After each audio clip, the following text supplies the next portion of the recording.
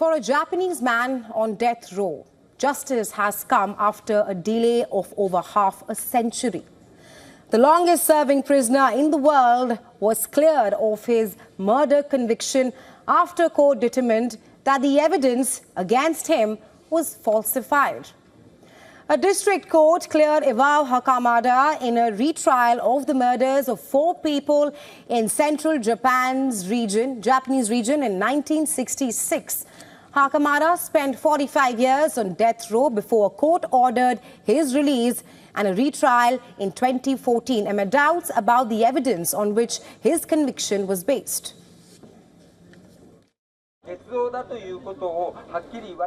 The court clearly said this important evidence had been fabricated.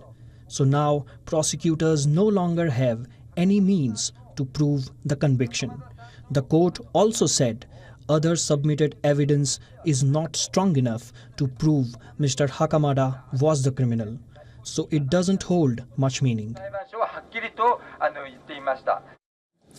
Hakamada's sister battled for decades to clear her younger brother's name. After the trial, she said it was sweet to hear the words "not guilty."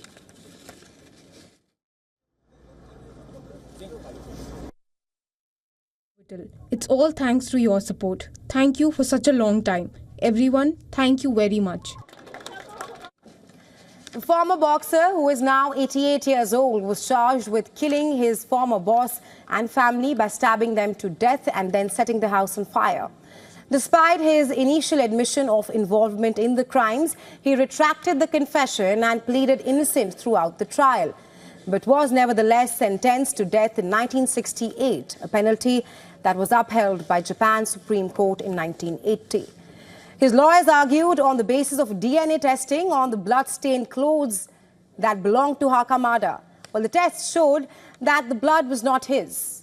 In the early hours of the day, hundreds of people waited in line to try to get a seat for the verdict in a murder case that has gripped the entire country and raised questions about Japan's legal system.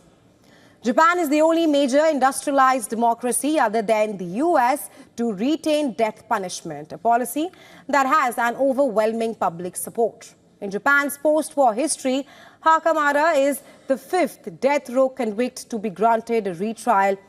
All 4 of the earlier cases also ended in exoneration.